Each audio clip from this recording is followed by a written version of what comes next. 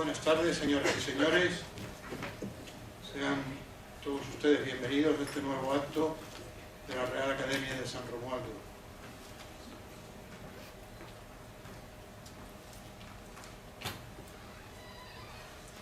Tiene la palabra la ilustrísima señora doña María Elena Martínez Rodríguez de Lema para la lectura del acta y presentación de la conferenciante.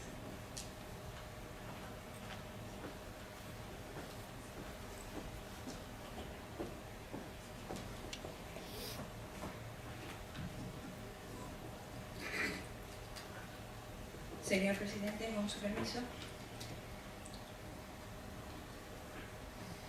En la sesión de Junta de Gobierno celebrada por esta Academia el pasado 25 de abril de 2018, recogida en el acta número 327, se acordó incluir en el programa de actos del presente curso, por su relación con el Día del Libro, la conferencia titulada Luis Berenguer y el mundo de Juan Lobón, de la oralidad a la escritura, a cargo de la ilustrísima señora doña Ana Sofía Pérez Bustamante Mourier, profesora titular de Literatura Española en la Universidad de Cádiz. Ahora voy a proceder a la presentación de nuestra conferenciante. Decía Hesíodo en su Cosmogonía: en primer lugar, existió el caos después de Gea, la de amplio pecho, sede siempre segura de todos los inmortales que habitan la nevada cumbre del Olimpo. Según la mayoría de los estudiosos, tal como concluye Carlos García Gual, recientemente nombrado miembro de la Real Academia Española, Homero, contemporáneo de Hesíodo, allá por el siglo VIII a.C., representa el epígono de una larga serie de poetas memoriosos que componían sus cantos oralmente, pero a la vez fue el primer gran poeta de la literatura antigua conservada mediante la escritura, es decir, el primer autor de esos memorables y paradigmáticos textos de varios miles de hexámetros que compuso en la Ilíada y la Odisea.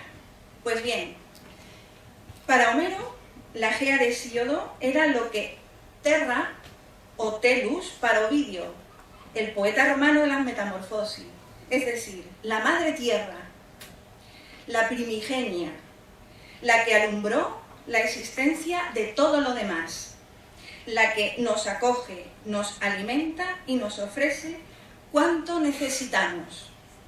Su fuerza telúrica, geológica y geográfica impulsa al mundo y amamanta a los hombres.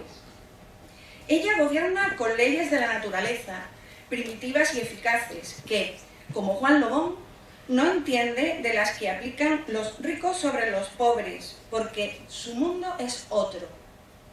Y ese mundo lo escribió literariamente nuestro Luis Berenguer. Sí, nuestro, los isleños, lo hemos asimilado como nuestro porque nos sentimos orgullosos de que un autor de su calidad y de premiado reconocimiento pasara una buena parte de su vida aquí en la isla.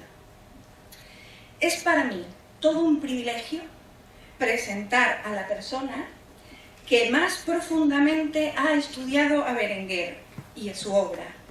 Hoy tenemos con nosotros a Ana Sofía Pérez Bustamante.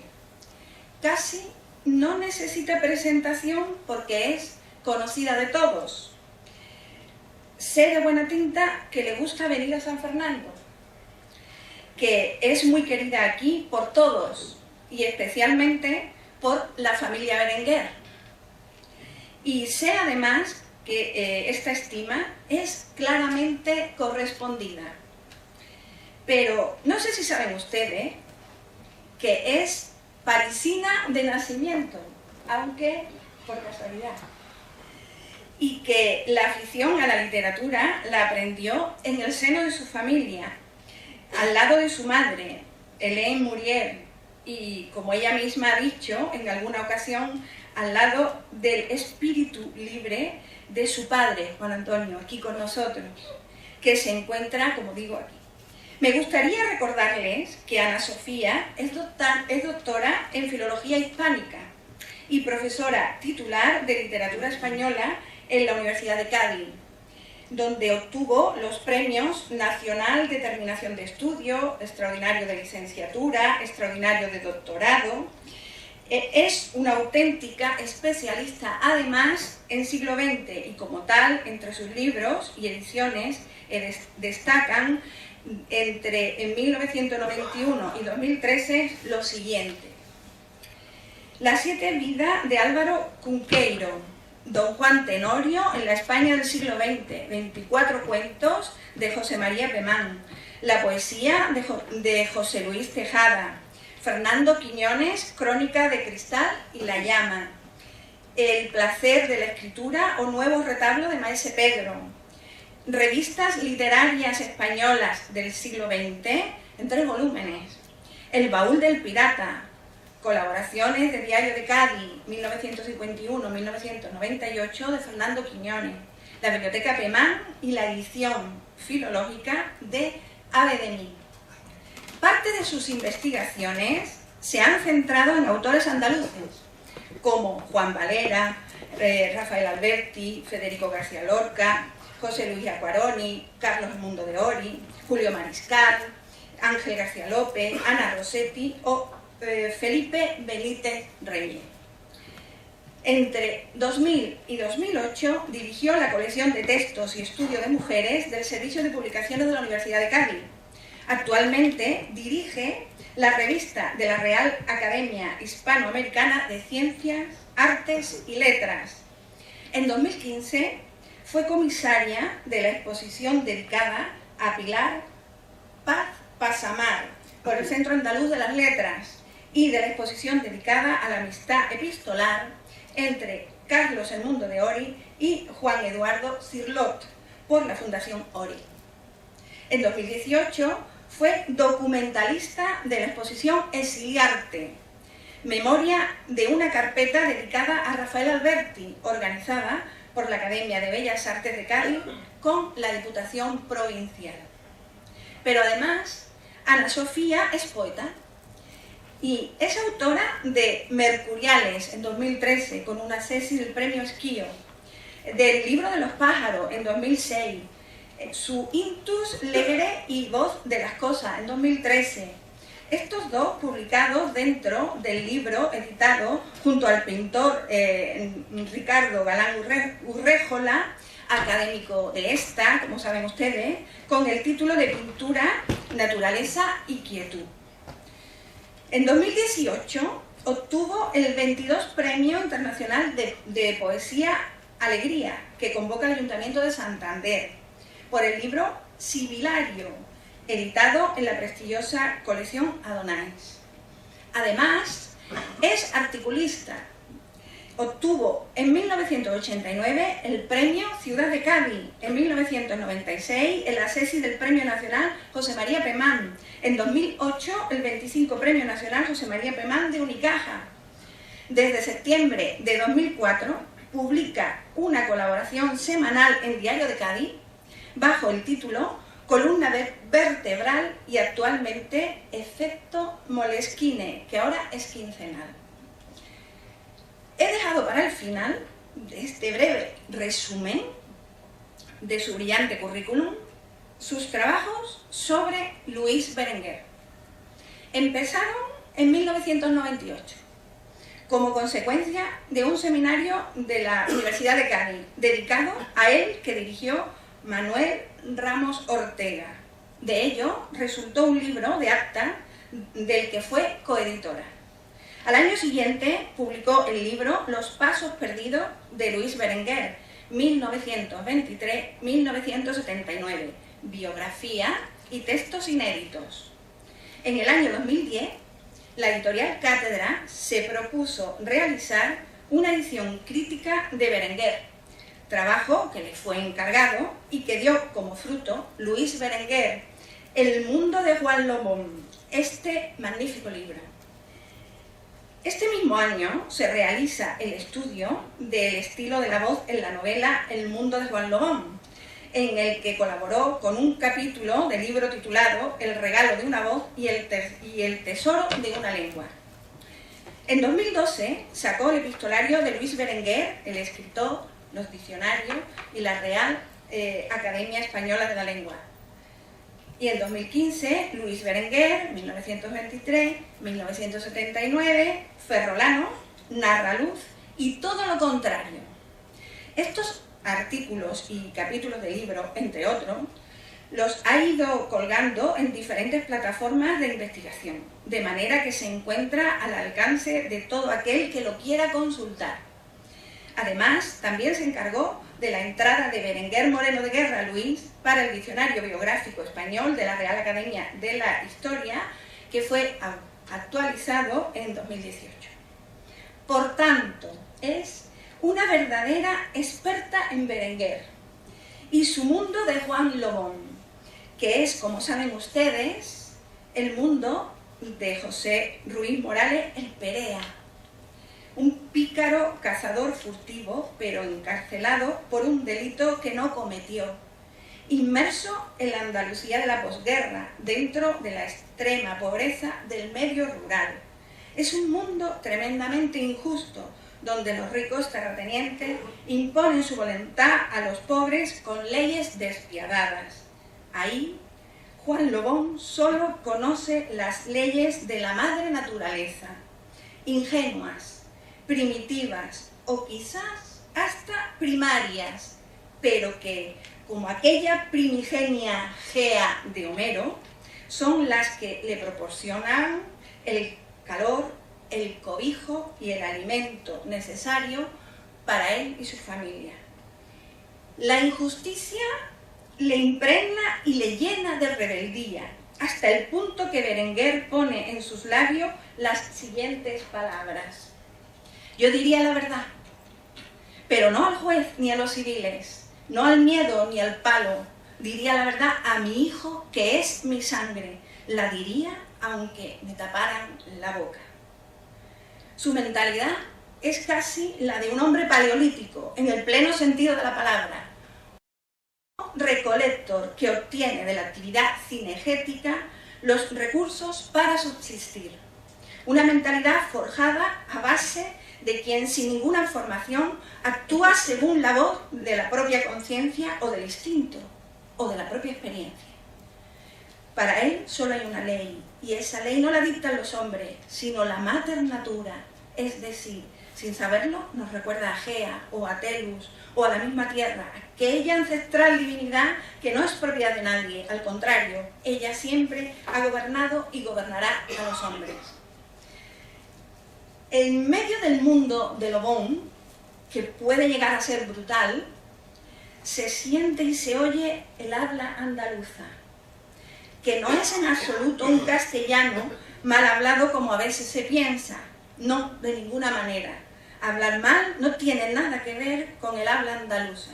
Se puede hablar andaluz y hablar bien. Hoy recordamos aquí a nuestro Luis Berenguer, 40 años después de su desaparición. Ana Sofía Pérez Bustamante Mourier es nuestra conferenciante. Está recién llegada de Cuba, la isla infinita, como ella misma recoge en su último artículo, donde el mar violeta añora el nacimiento de los dioses, como ha podido leer en el epitafio de Lezama Lima, y donde también ha podido ver al Ícaro de Roberto Estopiñán cayendo casi derretido después de intentar tocar el sol.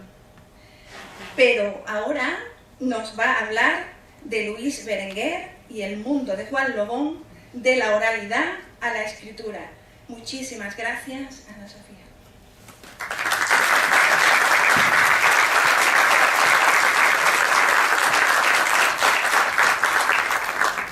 Muchas gracias, doña María Elena Martínez Rodríguez de Lema. Tiene la palabra la ilustrísima señora doña Ana Sofía Pérez Bustamante Mourier para pronunciar su conferencia. Buenas tardes.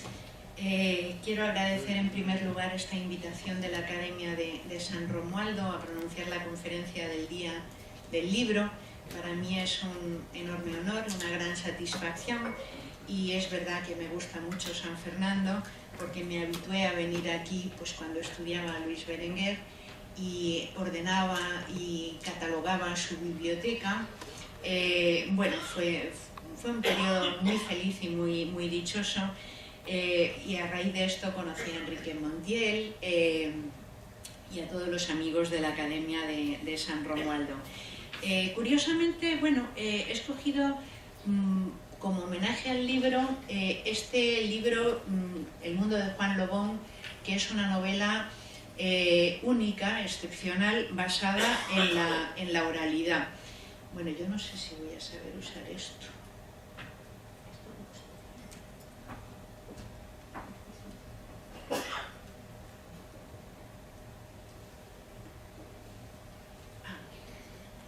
Vamos a ver si quiere pasar.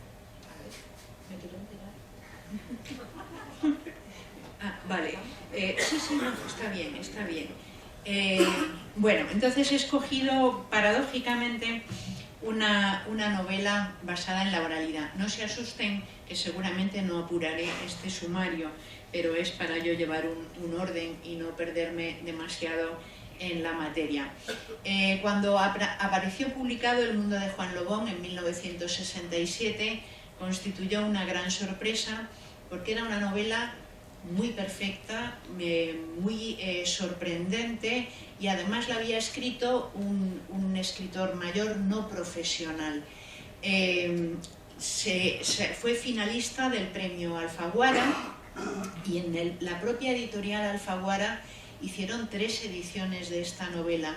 Mi sorpresa fue que cuando fui a hacer la edición crítica, aunque me habían dicho que Luis no corregía nada, que era así, no un viva la Virgen, pero que le salía todo espontáneamente, pues me di cuenta de que no era realmente así.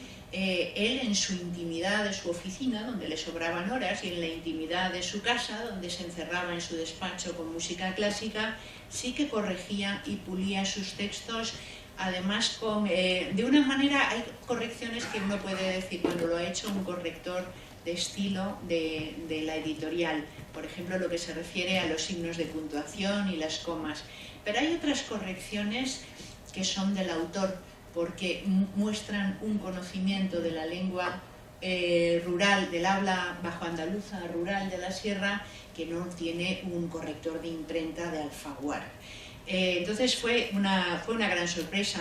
Aquí he puesto las 2 portadas.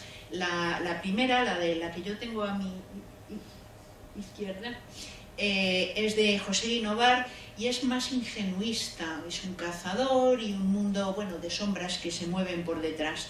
Y la tercera, en cambio, es como más social. Y esto es interesante. Esta es de José Pla.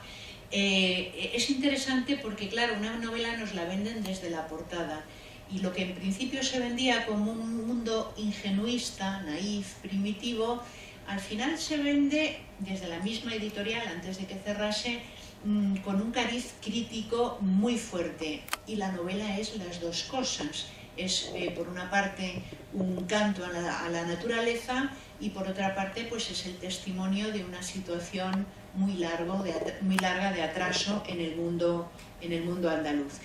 Berenguer era, bueno, es decir lo que ustedes ya saben, nació en Galicia porque era hijo de funcionario, de médico de marina, desde el año, en el 23. En el 27 la familia se traslada a Madrid. A raíz de la guerra civil, al padre lo detienen por ser militar, de manera cautelar, y termina en Cartagena, pero en vez de estar detenido en la cárcel, termina haciendo de médico de la guarnición de Cartagena. Y la familia de Berenguer, aunque vive en Madrid con sus otros 2 hermanos y la madre, pues se traslada a Cartagena para estar al lado del padre después de que una bomba destruyera su casa. En Cartagena vive Luis Berenguer un poco la infancia de los niños de la guerra en retaguardia, una infancia salvaje que a él le gustó muchísimo. Andaba por ahí sin control, dedicándose a las aficiones de un muchacho deportista y vital, y realmente pues no tiene una historia traumática de guerra en Cartagena.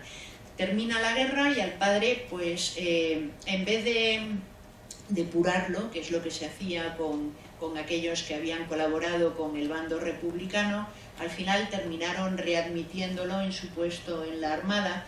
Calculo que esto es por influencias familiares, porque siempre solía ser así. Y los hijos reanudan su educación. Toda la gente que pasó la guerra estudió un poco a salto de mata, y terminan instalándose en San Fernando, porque ahí tenía familia la madre de Luis Berenguer, que era una moreno de guerra. En San Fernando aterriza en los años 40 y San Fernando le fascina. Le fascina la libertad, le fascina la cultura popular, y se deja impregnar por este modo de vida. Estudia como marino de guerra.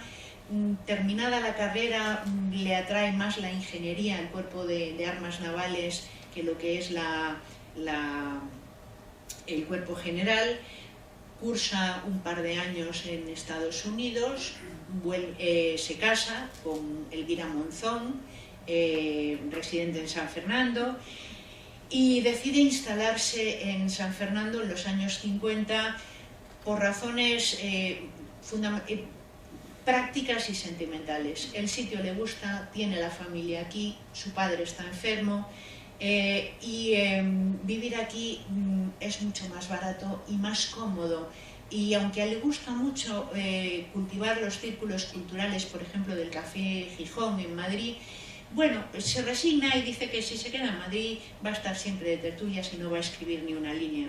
Total, que es un hombre que se queda aquí y que considera que su tiempo vital es el de los años 50. Esto es interesante porque dice, antes yo dependía de mis padres, entonces no es el tiempo en que él se hace a sí mismo.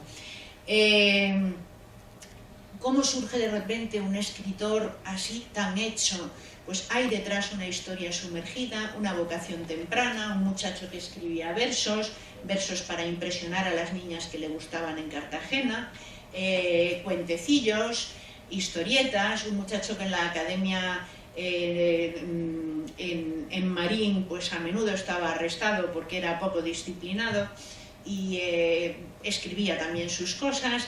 Y bueno, él decía que El mundo de Juan Lobón era su séptima novela, porque antes había sumergidamente, de una manera secreta, escrito otras aproximaciones. He podido leer casi todas en casa de Luis Berenguer, por gentileza de su familia, de Elvira. No merecen mucho la pena, son tentativas. Es una voz que se está haciendo y que muestra, pues muestra el carácter de un muchacho rebelde y apasionado que no termina de verse encajado en la sociedad de la posguerra. Un chico atraído por la vida peligrosa, y esto lo vamos a ver en El mundo de Juan Lobón, la vida de la frontera, la vida que transgrede el límite. Un muchacho idealista, un muchacho aventurero, al que le fascina el mundo de los toreros, por ejemplo el Lagarto, el mundo de los bandoleros, el mundo de los golfos de Madrid. Entonces, más o menos estos primeros esbozos van por ahí, pero él no ha encontrado su voz. Él empieza siendo un lector voraz de Pío Baroja, y se nota en esos ensayos. Luego lee también a Ortega y Gasset, y se nota en las ideas que sostiene, y más tarde será un gran lector de Camilo José Cela, y eso también se le nota porque él se inicia en la neopicaresca, como es en la estela de la familia de Pascual Duarte. En la historia de cómo de repente un muchacho con ambición, pero que no acaba de encontrar su voz, la encuentra, es muy bonita. Él mismo la ha contado. En su casa había muchos papeles escritos, yo no sé bien por qué, si con vistas a alguna conferencia, alguna presentación, algún juicio literario se le hizo porque estaban muy de moda en aquella época. Y ahí se ve cómo intenta recuperar sus memorias, escribir en qué personas reales se ha inspirado para montar sus personajes, que son normalmente compuestos de elementos variados, más luego los inventados. Y tiene un texto que me parece muy emocionante, pero yo también soy una escritora de lo que es estar en la ardiente oscuridad. Entonces, siempre me ha resultado realmente una cosa muy próxima al caso de Luis Berenguer, que decía así, dice: había empezado el libro como una serie de semblanzas escopeteras con nombres y apellidos de toda la fauna cinegética de los furtivos gaditanos. A él le gustaba cazar y pescar, solo, con su familia y con sus amigos. Dice: aquellas estampas festivas con más pretensiones de retratos para hacer reír a los que estaban en el ajo que de hacer literatura, se me descompensaron al introducir al personaje que había de ser Juan Lobón. La nota de patetismo, de vigor épico, de gallardía, me rompía el criterio general de aquellas estampas casi cómicas que corresponden a Raspaqueso, Martina la del Ventorrillo del Humo, Don Fermín, Los Madrileños y las historietas de la confección de los cartuchos cagaristrosos.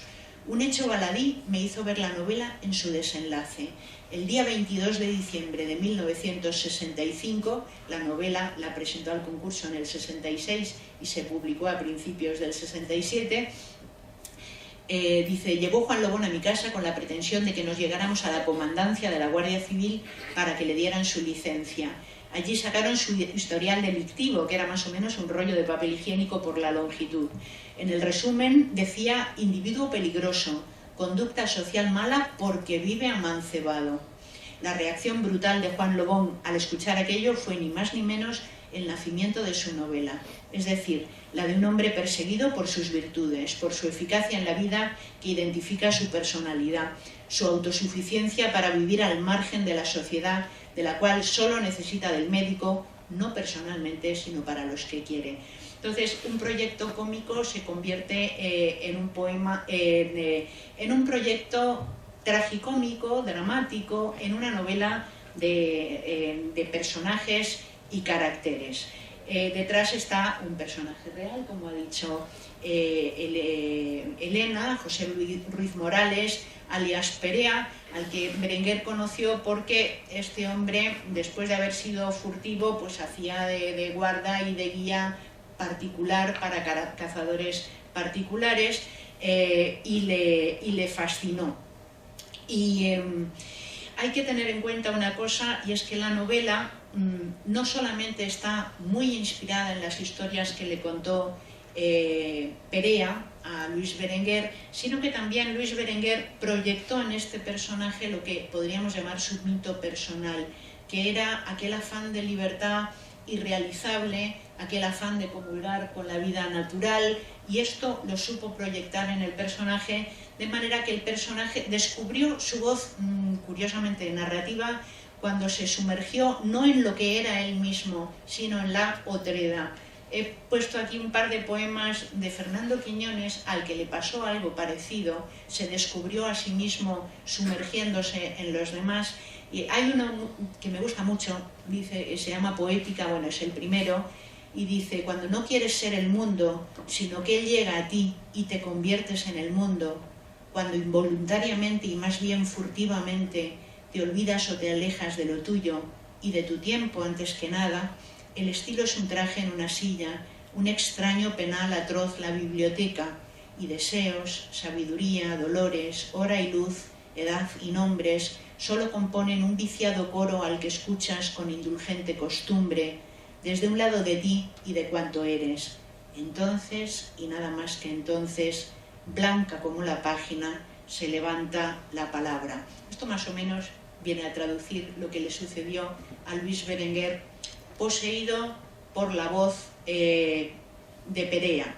Y juntos pues configuran ese mundo literario que son las historias de Perea, vistas desde la perspectiva y desde los sueños y los ideales de Luis Berenguer. Es la novela de un cazador furtivo de posguerra que vive en un tramo, bueno, Perea y Berenguer tenían aproximadamente la misma edad, y la novela se sitúa en una geografía andaluza que es la provincia de Cádiz, la Cádiz serrana, junto con la de Málaga, este cono sur del sur, y el tiempo histórico pues es desde antes de la Guerra Civil, los años de la Segunda República, hasta los años, hasta principios de los años 60. Ese es el tramo que ocupa la novela. Es la vida de un cazador furtivo contada por él mismo, en un estilo bajo andaluz y popular. Pero la crítica supo ver que realmente es una fábula universal donde se enfrenta lo que llamaba Lévi-Strauss naturaleza frente a cultura, los impulsos del hombre natural enfrentado a la coerción de la ley y de la sociedad. El propio Berenguer decía, y esto lo recordaba, esto es algo que le debo a Enrique Montiel, que el gran problema del ser humano venía con Hammurabi. ¿Y por qué con Hammurabi? Pues porque es la creación de la ciudad-estado, cuando el hombre deja de ser un recolector a salto de mata que vive en grupillos pequeños, se establece en la gran ciudad y entonces empieza la sociedad a especializarse, de manera que ya no hay un hombre solo, no tiene todas las habilidades, le toca ser soldado, le toca ser sacerdote, le toca ser agricultor, pero no tiene todo el poder en su mano, y contra eso es contra lo que se revela Juan Lobón, que quiere vivir a su aire, por su cuenta, sin que nadie le ordene ni mande, en una libertad, pues en la libertad de la tropilla de monos.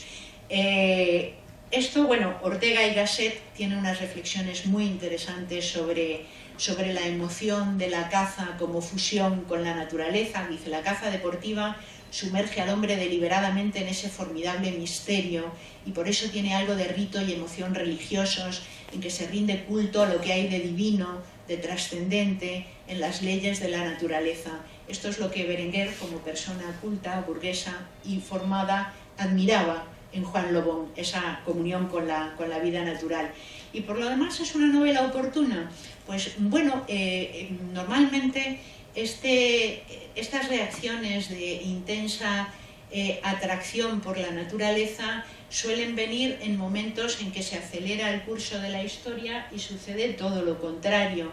Estamos en los años en que, bueno, cuando escribe Berenguer, en los años 60, son los años del desarrollismo, cuando España se va haciendo mucho más urbana que rural, y hay, por ejemplo, en plan cateto y costumbrista, pues de 1966 es esta película La ciudad no es para mí, que está basada en una novela casposilla, pero bueno, de Fernando Lázaro Carreter, ni más ni menos, el director de la Real Academia, y refleja el miedo del español tradicional a sucumbir a un modo de vida urbano que le resulta muy ajeno.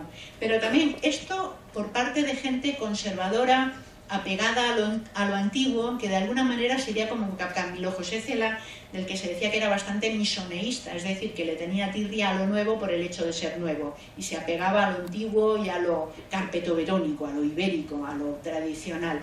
Pero también, si a alguna gente le atrae la vida antigua porque la siente amenazada por la gran ciudad, a los jóvenes, en cambio, que no tienen esa vinculación con el costumbrismo, también están viviendo años de cambio en que los hippies quieren volver a la naturaleza, y una mezcla de hippies revolucionarios es la que tenemos en el mayo del 68, donde uno de los eslóganes que se pintaron en los muros de la ciudad es: debajo de los adoquines está la playa. Es el mismo deseo por parte de gente joven y con otra formación de volver a lo natural.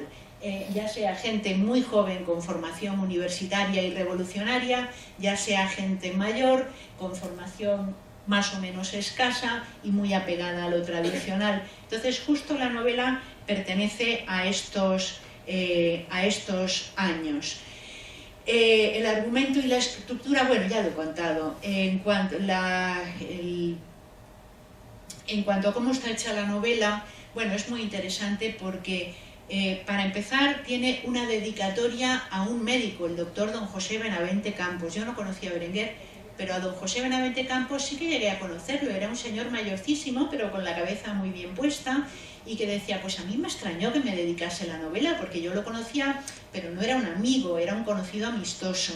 Y dice, y bueno, y Luis me solía leer las cosas que escribía, y me saludaba, y tocaba con la guitarra, pero vamos, que de ahí a que me dedicase a la novela. Entonces un norteamericano, Guy Wood, estima que en dedicarle la novela al médico hay un poco un tic Camilo José Cela en La familia de Pascual Duarte, donde el protagonista escribe al médico para justificarse. Entonces hay una especie, el médico representa una figura muy paternal. El padre de Luis era médico, Luis adoraba a su padre, y para él no había nada más benéfico que ser un médico de pobres, un médico generoso. Entonces, digamos que mataba a dos tiros con esta dedicatoria. Por una parte era un homenaje a la figura paterna y del médico, y por otra parte era meter en el mundo novelesco a una persona real, con lo cual iba orientando un poco la expectativa de lectura, y también le daba unas explicaciones a don José Benavente Campos que a don José no le importaban nada, pero son importantes para el lector, porque todo esto que circunda una novela sin serlo se llama paratextos y sirve para preparar la lectura. Y ahí, entre otras cosas, dice pues que intenta reflejar la música de un habla, pero no fonéticamente, porque no le gustan los tos y los nas. Y no le gustan porque ya los había experimentado y no le habían salido bien. Se había dado cuenta de que no funcionaba, empobrecía el estilo. Hoy en día es curioso con esto de las... todo es muy discutible, pero hay un señor que es de un pueblo de Málaga, un pueblo raro, donde se habla un andaluz rarísimo, mezclado con rasgos de todas partes, que se ha dedicado a traducir El Principito de Saint-Exupéry al andaluz de su pueblo, que es un andaluz muy raro, y solo leerlo, la verdad es que cuesta descifrarlo. Y yo le he puesto a mis alumnos la prueba, digo, bueno, lee esto, que es la traducción al andaluz de ese pueblo extraño, y ahora léemelo tú con tu acento, pues era de Jaén la niña, o sea, que tampoco era un acento bajo andaluz. Y luego les pregunté a los demás, ¿qué os resulta más andaluz? ¿Este andaluz de El Principito? O este andaluz de El Principito, y a todos les resultó más andaluz la versión leída con acento andaluz del texto escrito en castellano normal y corriente. Es curioso porque son, bueno, cuestiones de percepción, de qué funciona, qué no funciona, son cuestiones de oído, y a veces ser un gran escritor para percibir lo adecuado de una elección. En este caso, renunciar a la fonética, aunque a veces la fonética se desliza por ahí. Bueno, entonces primero viene una dedicatoria a un señor un poco que ni pincha ni corta, pero le viene muy bien para hacer una conexión con la familia de Pascual Duarte. Luego viene un mapa, el mapa de la geografía del mundo de Juan Lobón. Es el que tienen ustedes por la derecha. Es un mapa inventado, y también es muy interesante que haga que se entretenga en hacer un mapa topográfico. Bueno, él es marino y trabaja con este tipo de material, que se entretenga en hacer un mapa topográfico, donde además pone arriba el sur, o sea, el sur lo convierte en su norte, y abajo pone el norte. Esto es un gesto muy simbólico. Realmente Luis Berenguer, que no era andaluz, se encontró a sí mismo como escritor, que era una necesidad que tenía desde muy joven, en el sur. Y este mapa, puesto al revés, viene a ser una señal. Pero también es el mapa de un mundo mítico, un mundo donde él pone nombres inventados. ¿Y a qué nos remite esto? Pues nos remite a Faulkner, con el mapa del condado de Yoknapatawpha, pero también hay otro libro famosísimo que siempre empieza con un mapa, y es la Biblia. Y el mundo de Juan Lobón es la Biblia de un cazador, y establece su propio territorio mítico desde el principio. Hubo una edición muy buena en Espasa Calpe, donde que al final Luis no pudo terminar de controlar porque se murió repentinamente en 1979, y la edición salió en el 80 y no llevaba el mapa. y la familia estaba indignadísima porque si Luis hubiera visto que el libro salía sin mapa le hubiera dado realmente un gran disgusto, porque el mapa forma parte de esta geografía ideal y mítica que se propone como un ejemplo. Luego la novela en sí tiene 4 partes. Primero, una especie de decálogo de la caza y del cazador, sus leyes. ¿A quién nos recuerda esto? Pues la Biblia tiene el Levítico, que son todas las leyes del pueblo judío, y empieza con eso, pero también empieza con la ley de la selva, el libro de las tierras vírgenes de Rudyard Kipling, y esto Luis Berenguer dice que quiso poner lo que era el credo del cazador antes que nada, dice, porque a la gente popular le gusta resumir y luego volver sobre lo mismo con detalles. Entonces, las 4 cosas para antes de empezar son una especie de decálogo de las leyes de la caza, tal como las ve pues un hombre primitivo que vive en un mundo que todavía no es el urbano de la ciudad-estado. Y luego la vida de Juan Lobón se divide en 3 tramos. El primero es el que se titula, La fragua, es un título muy simbólico, es la forja de un hombre. Y eso llega desde lo que él recuerda de su infancia hasta la mili. Esto es una cosa muy de la época de Berenguer. La mili marcaba un antes y un después. La mili era la iniciación en el mundo de los adultos, de la responsabilidad y del trabajo. Esa primera parte está llena de episodios de mucha dureza, pero contado todo de una manera con mucho humor y también con un toque mágico. Por ejemplo, cuando cazando un jabalí le abre una herida y a través de esa herida él siente la caza de una manera, digamos, sobrenatural. Esto no le pasó a Perea, y Perea lo decía, ¿no? A mí me cogió un jabalí de chico, pero no me hizo una herida tan grande ni me dio propiedades especiales. Esto es un invento de Berenguer. Entonces, hay una primera parte que se llama La fragua, una segunda parte en el campo con los demás, que es la parte en que se socializa de manera positiva y está todo ello alrededor de sus relaciones con una mujer niña y una mujer salvaje, que también es un mito que le gustaba mucho a Berenguer, una especie de Lolita pero salvaje, o sea que de Lolita nada. Y bueno, toda esta parte plantea el conflicto entre mujer y caza, que son incompatibles, y también Miguel Delibes en sus libros sobre la caza plantea esto. Y la última parte es la más dramática, en el campo contra los demás, cuando ya Juan Lobón es un cazador muy reputado y considerado, furtivo, y le tienden trampas para mandarlo a la cárcel.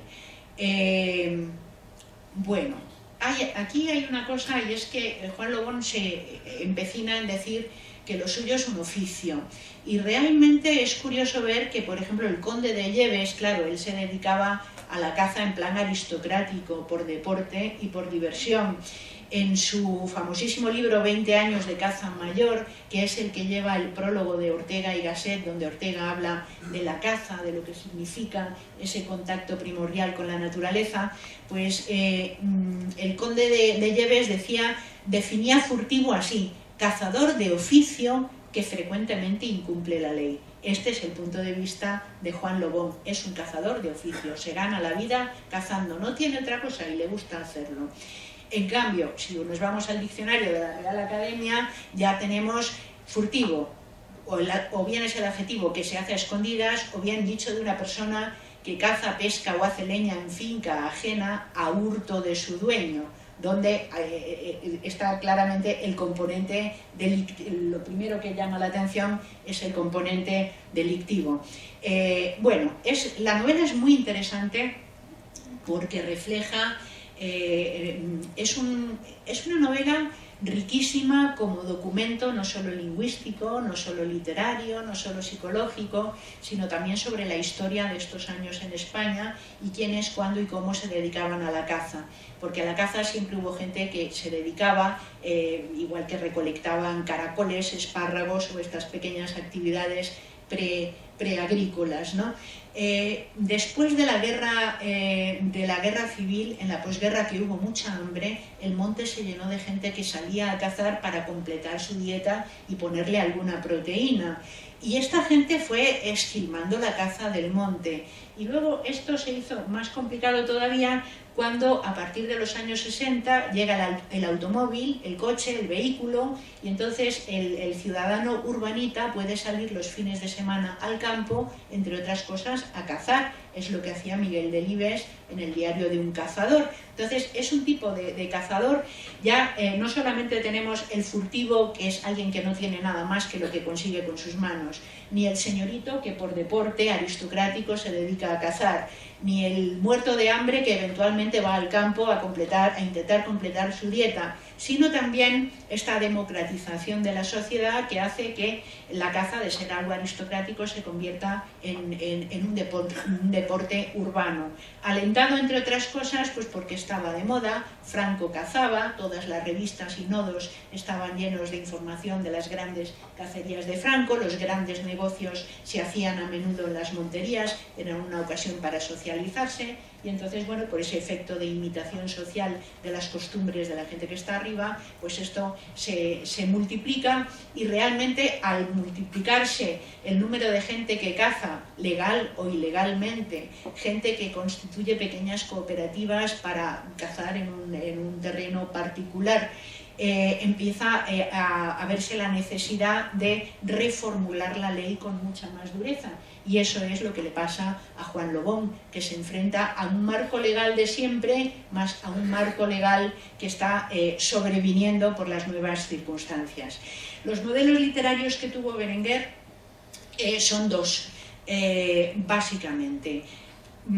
Por una parte, la novela picaresca, que esto es el modelo Cela, la familia de Pascual Duarte.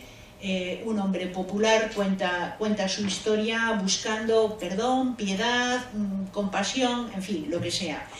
Y por otra parte, la novela de aventuras, que también arranca del barroco, cuando los soldados que volvían de las múltiples guerras de España escribían los memoriales al rey en busca de una pensión o de una paga que les ayudase a retirarse.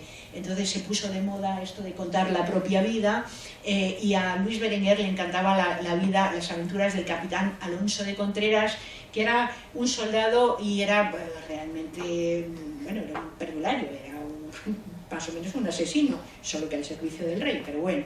Entonces él mezcla dos tipos de fuentes, que no solamente es la neopicaresca, historia lamentable de una persona que es víctima de la sociedad y de todos, sino también la novela de aventuras.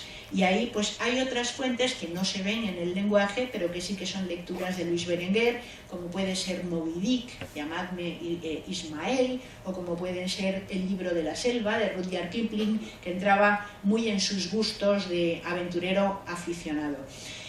Y si hablamos de picaresca, hablamos de una novela muy compleja que surge en España y que es una asimilación de dos voces, porque por una parte está la manera en que la gente popular cuenta sus cosas y su vida, pero eso está puesto literariamente por una persona con formación, de manera que es lo que se llama heterología, es una voz doble, una voz desdoblada, hay un cerebro oculto y hay una música popular, y eso es lo que es la picaresca. Realmente Berenguer decía que su Juan Lobón no es un pícaro, y decía, a mí me parece que existe una picaresca de la caza, evidentemente todas las aventuritas ilegales y todas las bromas pesadas que se encuentran en la novela entran dentro de lo que es un ambiente picaresco. Dice, pero Juan Lobón no es un pícaro, y diré por qué. El pícaro tiene la moral de la derrota, enseña sus pústulas y muñones con ánimo vindicativo, es la última risa del hambre. Juan Lobón en su cárcel es un triunfador, es un hombre que no se siente, lucha por no sentirse aplastado, tiene sus principios, lucha con los demás y contra los demás, lo que toque, aquello a lo que la necesidad le lleve, pero no es un ser que se humille, que se deje humillar ni que se sienta humillado. Entonces, en ese sentido, es más un aventurero como ¿quién? Pues como un personaje que a Berenguer le fascinó desde que empezó a escribir, que era el bandolero. Entonces, ahí está la novela, pues exactamente igual de lo que tiempo después hará Fernando Quiñones, que también es un escritor de doble voz, una voz culta y una voz popular, en un libro como La canción del pirata, que es la vida de un aventurero y de un pícaro a la vez, ¿no? Solo que la canción del pirata es más pícaro que el mundo de Juan Lobón. Bueno, es interesante este tipo de héroe que hace Berenguer, porque, bueno, decía Ortega y Gasset que era curioso que Andalucía no había generado grandes héroes, que el andaluz no se quería meter en historias complicadas de conquista de mundo, que estaba muy bien donde está, y que si acaso era resistencia contra la invasión del exterior y tal.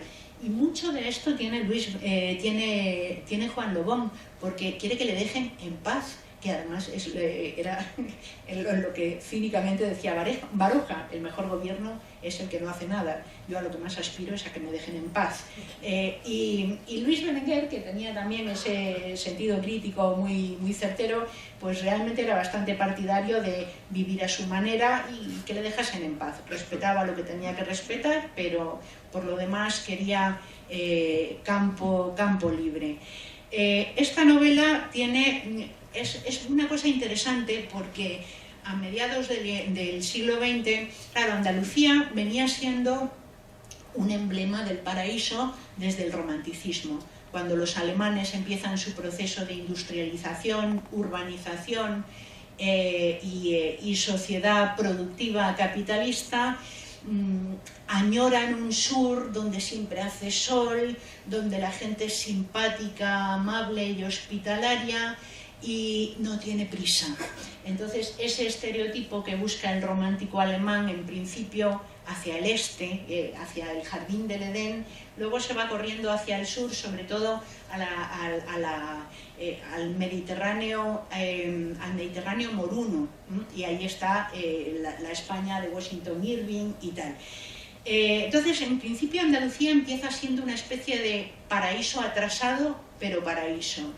Y a lo largo del siglo XIX más o menos sigue siendo así. El modernismo le añade un punto decadente, ¿no? Pero a finales del XIX y principios del XX ya se empieza a dar una imagen del sur que es mucho más crítica. Es la que da Azorín en La Andalucía trágica, cuando viene a cubrir las hambrunas que hubo alrededor de 1905-1907 y claro, denuncia la enorme miseria y calamidad de la población.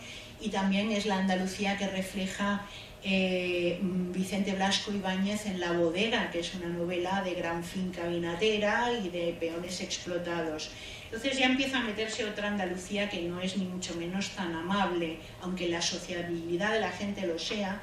Y bueno, en Azorín se ve bien que sus artículos de la Andalucía trágica empiezan con una Andalucía amable y atractiva y luego se va metiendo en profundidades y se va poniendo la cosa muy negra y muy fea. A mediados del siglo XX, en la materia de Andalucía, hay un ensayista sevillano que se llama Enrique Baltanás, que tiene un libro precioso, se llama La materia de Andalucía, y trata las visiones que se han ido dando de Andalucía como si fuera la materia de Bretaña, como si fuera la materia artúrica, un mito que se va transformando con el tiempo.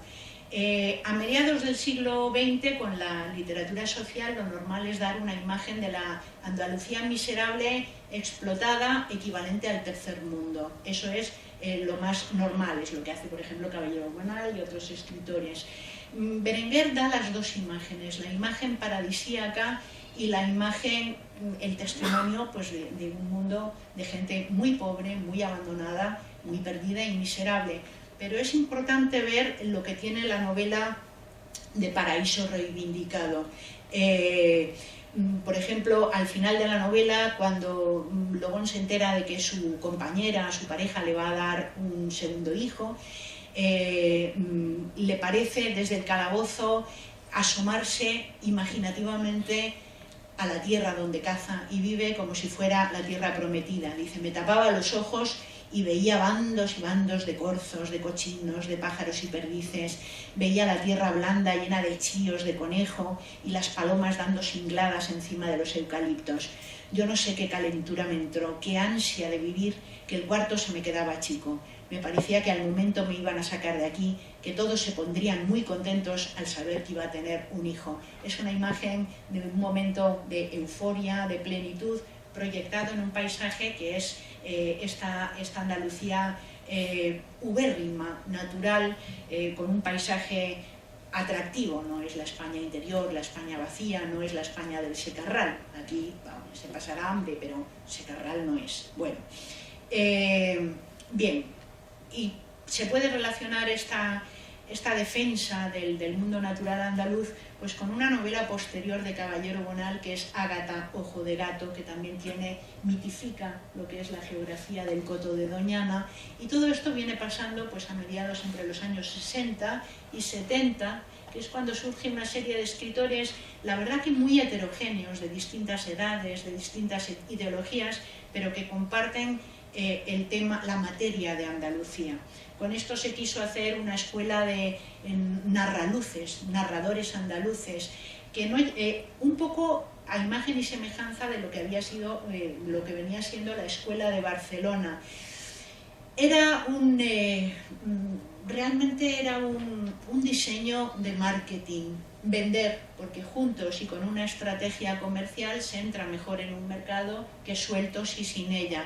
Lo que pasa es que esta gente era demasiado heterogénea y estaba demasiado poco unida y con pocas cosas en común, y no llegaron a unirse para hacer un proyecto de marketing editorial que les hubiera beneficiado a todos. Berenguer fue muy amigo de Grosso, y Grosso era un gran defensor de los narraluces, de la nueva narrativa andaluza.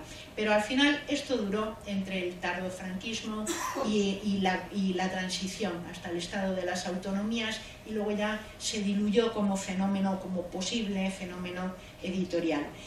Es muy interesante entre los papeles del escritor ver lo mucho que ha pensado en cómo narrar la historia.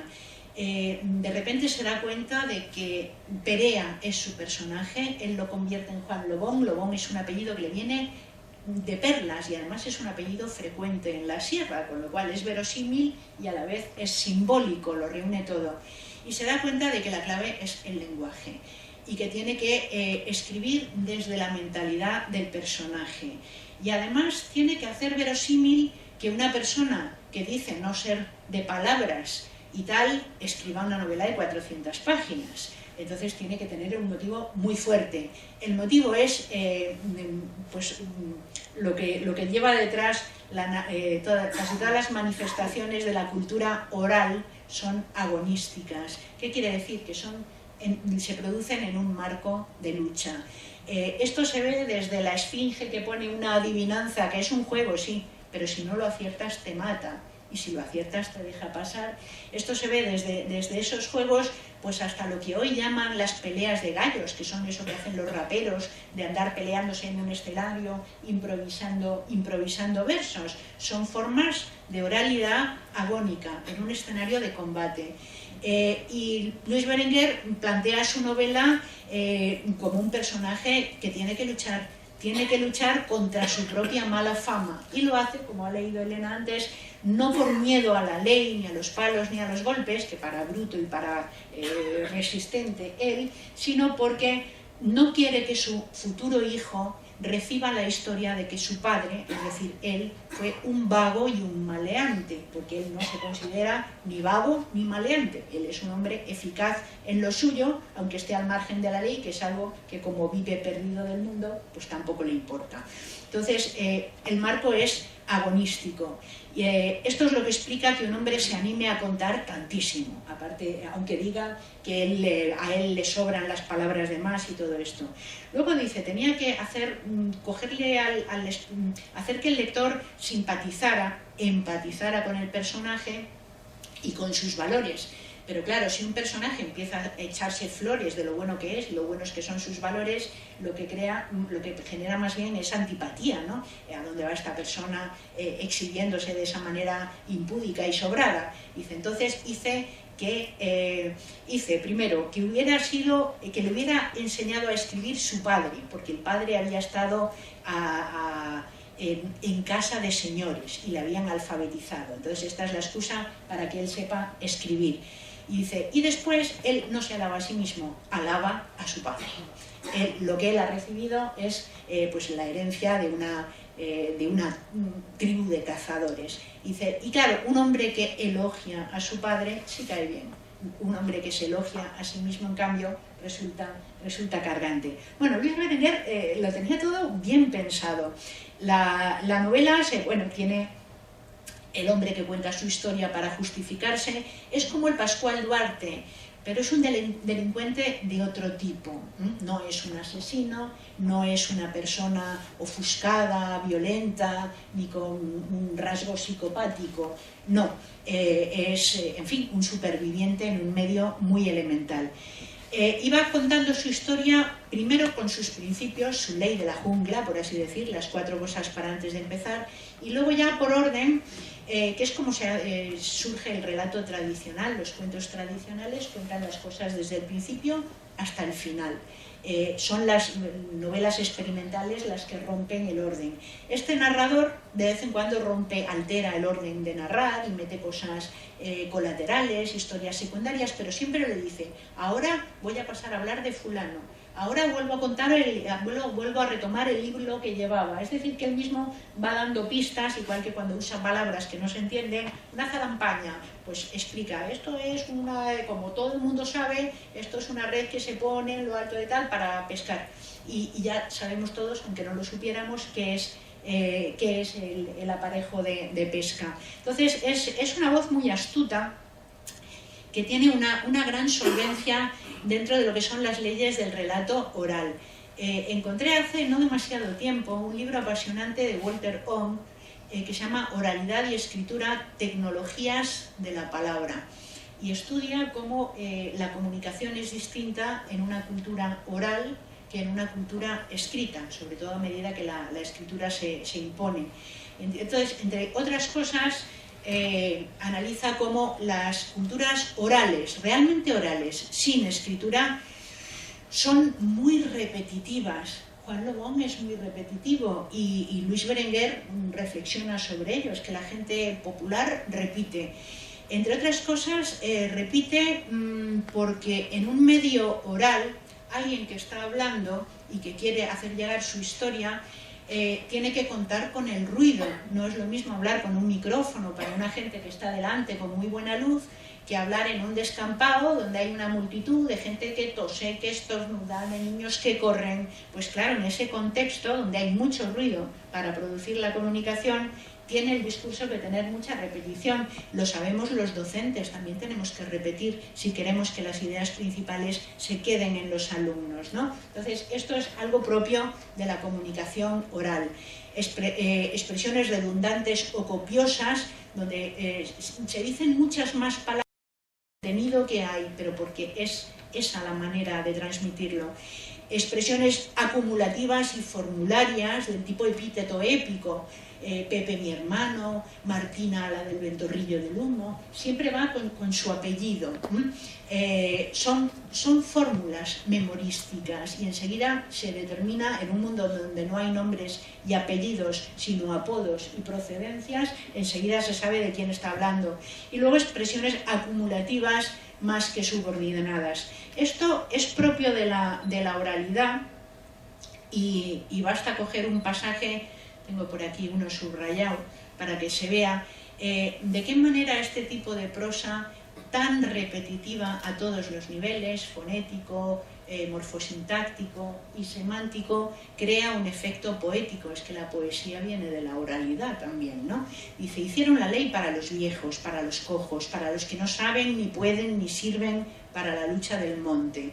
No dio Dios piñones al que no tiene dientes, ni le puso colmillos a la vaca, sino tetas. La ley nueva la pusieron contra nosotros los cazadores. Por eso tenemos que cazar sin la ley, porque la ley es mala. Va repitiendo continuamente las ideas, va reforzándolas. Lo que un cazador conoce, solo otro cazador puede conocer. Y no es igual decir una cosa muy bien pensada por capricho de decirla que meterle el sentido de la vida. Con la ley nueva en la mano yo puedo matar el bicho del coto que sale a la cañada y no puedo matar el de la cañada que entra en el coto.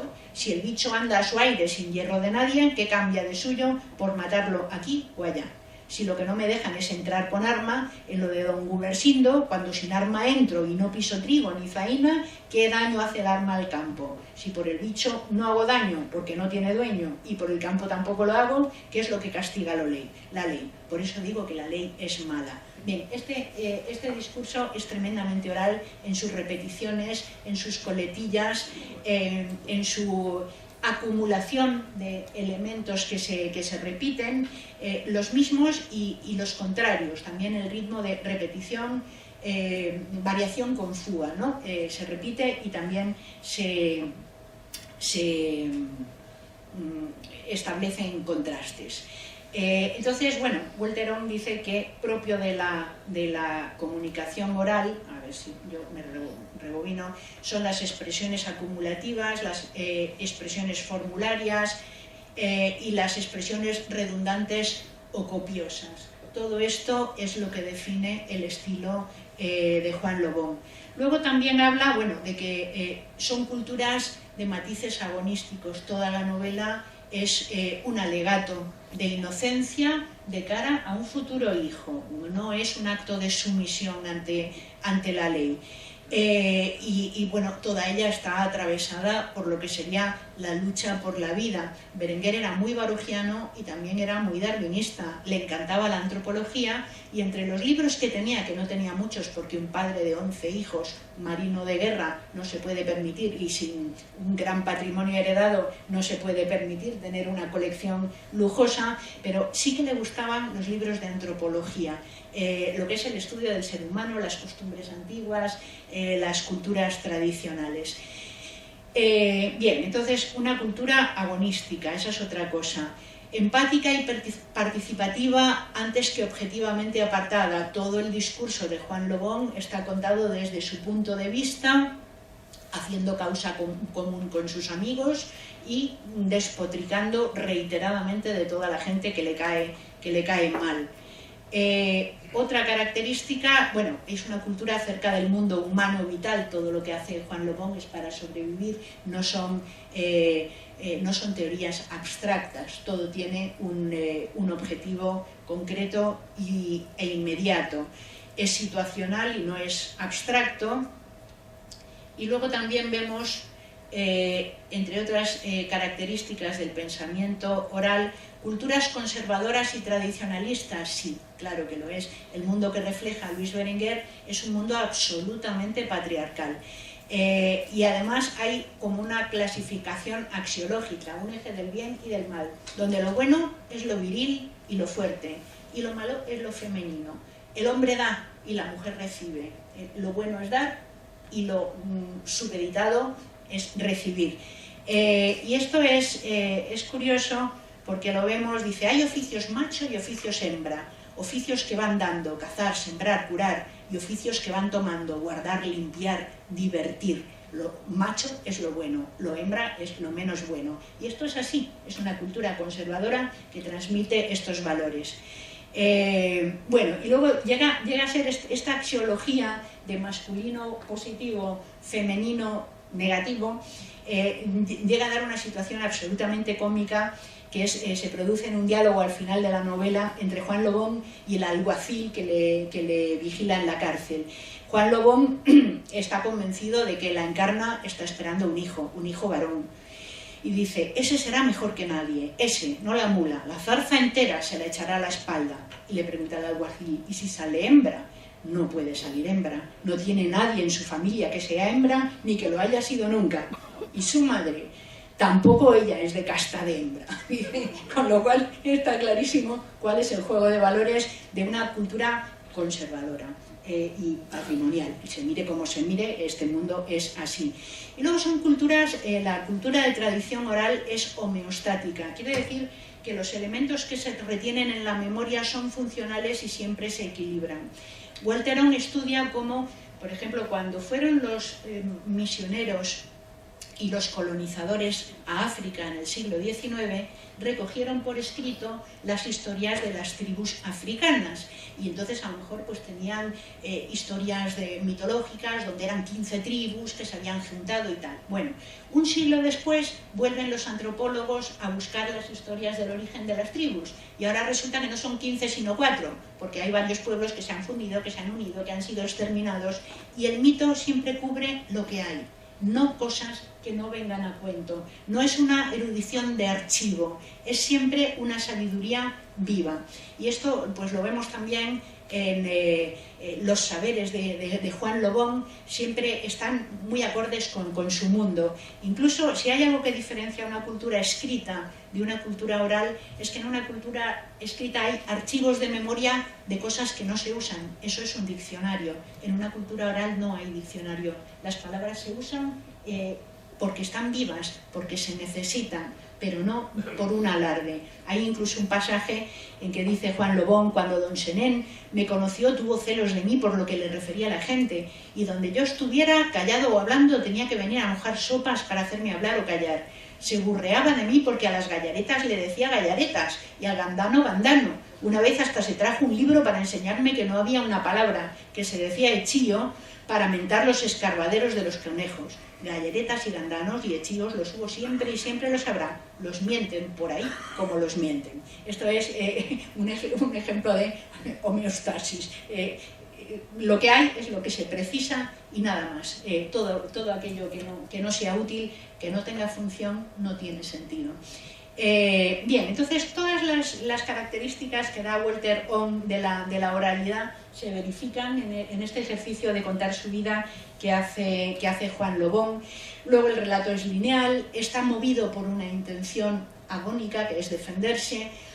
No se entretiene en descripciones, el relato tradicional no describe, la descripción es un lujo, lo que importa es la acción y los personajes se definen actuando, y el paisaje aparece pues cuando lo salta el personaje atraviesa el campo, el mateado o lo que sea, y entonces dice mateado, pero no lo describe, a no ser que haya habido un incendio o algo anormal.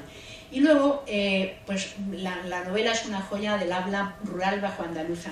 Me llevé una gran sorpresa porque para hacer una edición anotada, yo pensé, bueno, todo lo que se pueda encontrar en el diccionario de la Real Academia, pues no lo voy a poner en nota porque es tontería, cualquiera lo puede buscar. Solo voy a poner el significado de palabras que no se encuentren en diccionarios que estén a la mano. Entonces empecé a meterme por el mundo de los lexicógrafos aficionados, que es gente que por puro amor al arte, como Paz Martín Ferrero, pues escribe el habla de los pueblos de la sierra y recoge un montón de palabras, entre ellas huichi, que es una palabra de San Fernando, pero ella se la encuentra en sus correrías y la apunta y la define. Entonces uno aprende a valorar este trabajo de aficionados, que muchas veces es lo único con lo que cuenta un profesional cuando se enfrenta con este tipo de temas. Luego encontré un diccionario maravilloso del que en la carrera no me habían hablado, que es una especie de diccionario de diccionarios de todos esos léxicos particulares de pueblos de todas las Andalucías, que es el tesoro léxico de las hablas andaluzas de un hijo de Manuel Albar, que se llama Manuel Albar Ezquerra, y también es una mina, y ahí no está recogido lo de Paz Martín Ferrero, porque es del mismo año, no lo podía conocer. Y luego mi sorpresa más grande fue que hay un diccionario del español actual, de la editorial Aguilar, que no es el de la Academia, pero está hecho por el mismo personal especializado en lexicografía que trabaja para la Real Academia. Es un diccionario muy útil porque, entre otras cosas, viene pues cómo se escribe delicatessen, que no es una palabra española ni lo pretende, pero si lo escribimos, cómo recomienda. Hoy en día la Fundeu, la Fundación del Español Urgente, da este tipo de información online rápidamente, pero antes no era así. Bueno, pues me encuentro con que en este diccionario del español actual es un diccionario de autoridades, porque muchas palabras, todas las palabras vienen acreditadas con ejemplos de uso de escritores o de periodistas.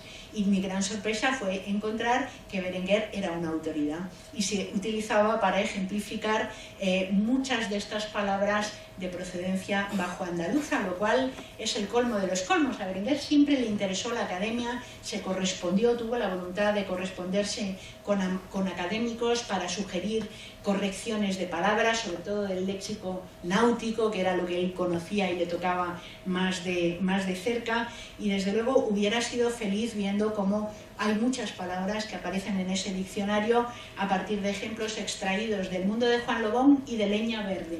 En cambio, no está, y eso es algo que falta, una edición crítica, es decir, con significado de palabras de Marea Escorada, que es particularmente difícil porque el léxico náutico es muy especializado y bastante hermético. Si ya el campo nos resulta extraño a los de la ciudad, ya el mundo de la mar es absolutamente alienígena, ¿no? Entonces, esa novela está necesitada de una edición crítica. Yo hubiera querido poder hacerla mientras vivía mi suegro, que era un gran memorión erudito, mi suegro era de Rota, un apasionado del mar y de los barcos, y me hubiera encantado poder tenerle a él de asesor de palabras, pero ya he llegado tarde, así que eso no va a poder. Bien, en definitiva, la novela es una biblia del habla bajo andaluza, y como tal además se ha utilizado, bueno, todo el léxico, el gandano, en vez de zorro, el echío, el encame del conejo, encelar, interesar, encender el interés, fato en vez de olor. Es un léxico rural que un urbanita, y en Andalucía casi no hay gente que domine el léxico de campo, porque nuestras ciudades no son grandes, y son pequeñas, pero están separadas del campo. Aquí la gente, como decía mi hermano, yo solo distingo entre pino y árbol. Lo que no es pino es árbol. Y más o menos la gente de verdad que controla muy poco el lenguaje de la naturaleza, porque tenemos una manera de vivir bastante, y todo flor. Geranio, margarita, rosa, clavel, ya. No hay más. Bueno, él mismo hablaba, le contaba a Antonio Tobar lo mucho que le gustaba escuchar las palabras y escribir de oído, porque no encontraba las palabras en los diccionarios. Y entonces se imaginaba cómo podrían ser. Gracias a eso que él hizo, pues ahora algunas están en el diccionario, pero me encontré también con una que no venía en ninguna parte, érganes. ¿Qué eran los érganes? Que además no estaba claro si era una planta o si era algo que se utilizaba para ponderar la dificultad que tenía algo. Pues, al final tengo un compañero que es arabista, que es experto en botánica y en términos que han venido del árabe, y me dio la pista, dice, esto puede ser el erguén o argán, que es un nombre de un arbusto que no crece en España, pero los moriscos se traen el nombre y se lo aplican a otra planta, ¿qué más da? Y eso, los érganes, son los érgenes. Y Luis Berenguer, como no lo encontraba en el diccionario y la H le sonaba a fonética cateta, pues escribió érganes, pero esos érganes son los érgenes. Y viene, bueno, pues es una palabra de estas con la que te comes el coco, la buscas por todas partes, haces tus propios sondeos y encuestas, y un día tienes la suerte de tener un compañero loco, arabista, aficionado a la botánica, que además te remite a la página del CSIC de botánica, que es magnífica, donde puedes ver los muchos nombres que recibe una misma planta según el lugar geográfico. Bueno, coloquialismos, pues todos. Vulgarismos, pocos. No es mal hablado Berenguer, y además hay ocasiones en que se nota que al corregir elimina palabras malsonantes. Coloquiales y familiares sí, pero vulgares, ofensivas, no es lo suyo. Una cosa muy típica del habla andaluza es inventarse palabras, porque decir vómito, como que no es algo que se le ocurra a uno aplica las leyes de formaciones de palabras y dice vomitadura, y todo el mundo sabe lo que es, aunque no venga en el diccionario. Entonces, ese tipo de creatividad popular, que es absolutamente, bueno, es muy popular en general y muy andaluza, porque este es un pueblo expresivo y muy de hablar, está continuamente lleno. Muflonería, pues que es el conjunto de los muflones, tortolero, el que se dedica a cazar tórtolas, son cosas lógicas que además funcionan en la lengua hablada así. Otra cosa muy graciosa son las onomatopeyas. Claro, el habla popular, y en concreto el habla andaluza, tiende mucho a usar el estilo directo, no el indirecto. Mi suegra me dijo que no fuera ahí. Mi suegra me dijo, no vayas por ahí. Esa es la manera de hablar en Andalucía. Y en otras regiones dicen, aquí se abusa del estilo directo. Toda la novela está trufada de estilo directo. Y en el estilo directo es muy frecuente la onomatopeya, la palabra fonética, y además la onomatopeya hecha a base de repetir. Por ejemplo, cuando dice, tenía una bota con una suela de apalmo y allí iba siempre pegando cojetadas, rinrón, rinrón. Y es que estamos escuchando a gente que conocemos que te hace los ruidos de las cosas tal cual. Empezó con unas calenturas y unas toses que le entraban, que le arrancaban la sangre del hondo. Cuando le entraba el ataque, coj, coj, coj, y coj, parecía que iba a vaciarse por la boca. Este tipo de onomatopeya repetida, esta lengua que imita los sonidos naturales, es tremendamente popular. Refranes también los usa, pero normalmente los suele variar. La lengua de Berenguer es mucho más popular que la de Cela, por ejemplo, en la familia de Pascual Duarte. Cela es más de refranes tal cual, y Berenguer es de modificar los refranes según lo que le vaya. Eufemismos y circunloquios, los normales en una cultura tradicional. Las palabras sexuales están taguadas y se suelen solucionar con algún giro eufemístico, y las enfermedades graves también están taguadas y se está enfermo del pecho, pero no se tiene tisis ni tuberculosis, o se está mal, se tiene el mal, pero no se dice cáncer. Entonces hay un montón de gestos lingüísticos que evidencian esto. Diminutivos y aumentativos muchísimos. Es una lengua tremendamente expresiva. Me llevaba en volandillas, y luego además el diminutivo traspasa al gerundio. Venía pipandito, chorreandito. Eso es una cosa tremendamente andaluza y popular. El dativo de interés, que muestra el afecto de la persona. Me sé lo malísima que eres para mí. Me sé, no sé, sino yo me sé para mí. El dativo de interés. Los posesivos del tipo yo estaba en lo mío, o en lo romeral, en vez de la finca romeral, son usos muy antiguos que en Alcalá de los Gazules permanecen. Hay un restaurante que se llama Lo Pizarro y se sigue llamando Lo Pizarro, y son usos muy antiguos de la zona de la Romagna. Un uso mucho más frecuente que en otras partes de España de los sujetos, del yo sobre todo, y esto del tú, del él.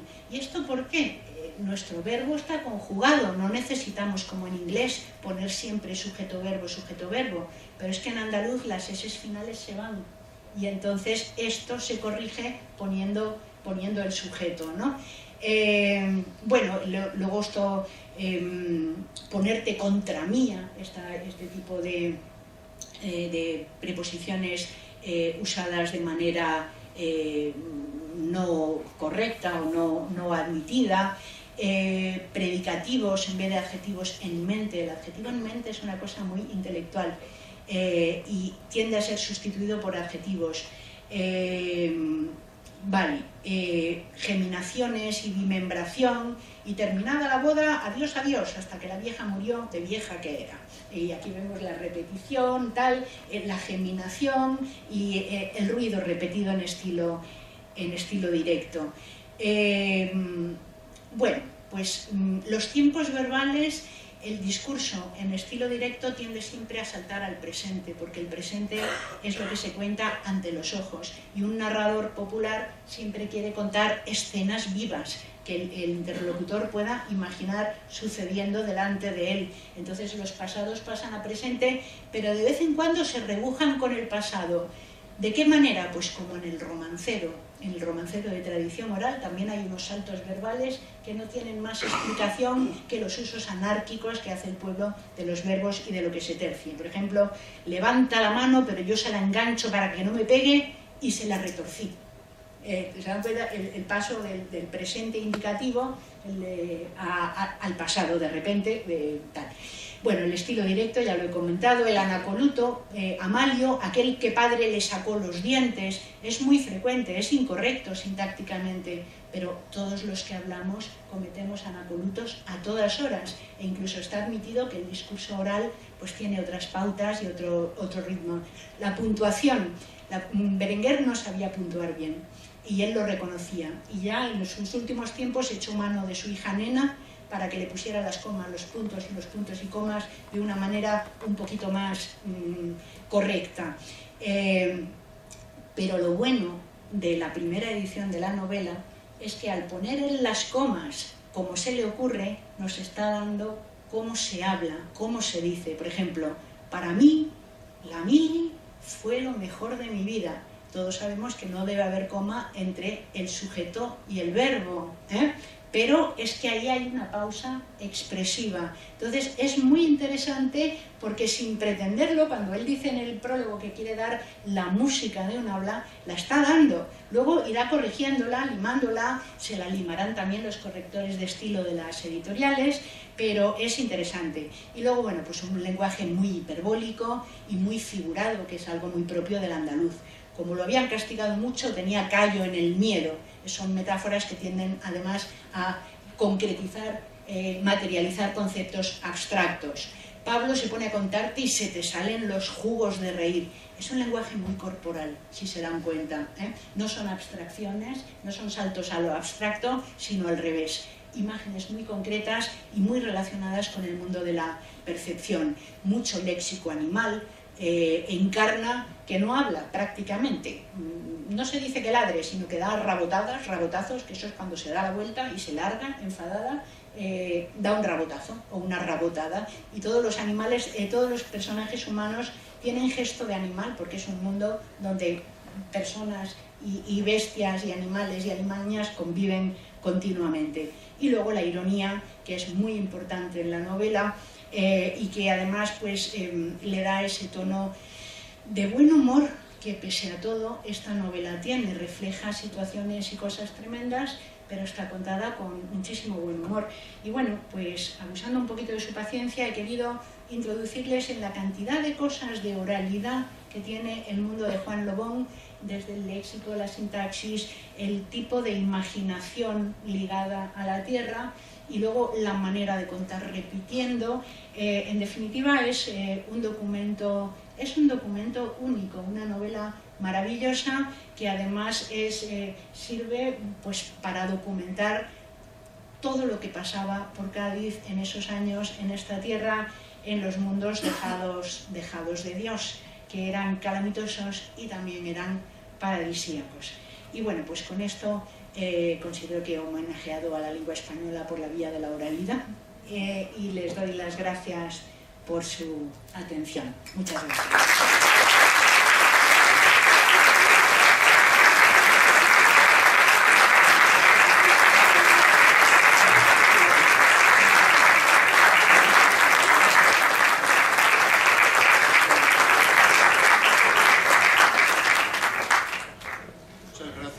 Muchas gracias, doña Ana Sofía Pérez Bustamante, y enhorabuena por esta magnífica visión sobre la personalidad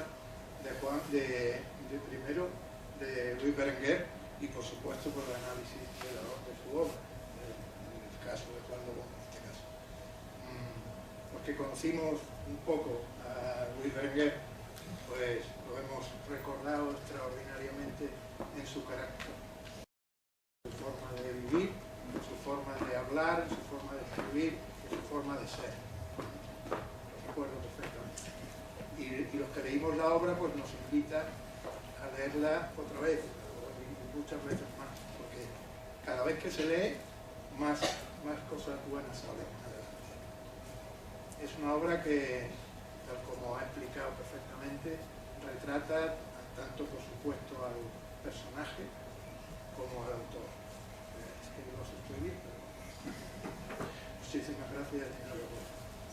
Voy a hacer un pequeño recuerdo de esta...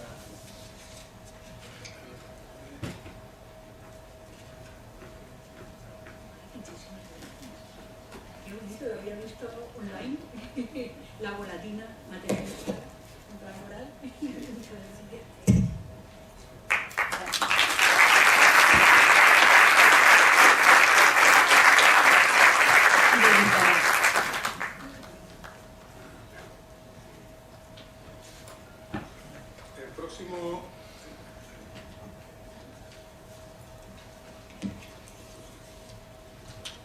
El próximo acto de la Academia tendrá lugar el próximo martes 7 de mayo a las 19:30, aquí también, y no será la que está puesta en el programa que editamos en su momento, que era una conferencia titulada ¿Por qué se rompen las cosas?, que iba a dar el profesor García Solana, Gutiérrez Solana, sino que va a ser una conferencia que va a dar, bueno, ha tenido problemas, circunstancias sobrevenidas impiden que este señor venga a dar la conferencia.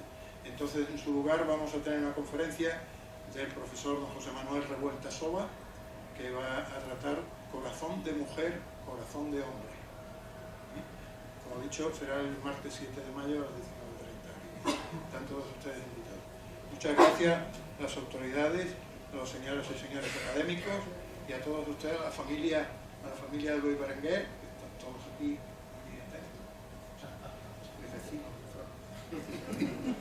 Y muchas gracias a todos ustedes y hasta el próximo.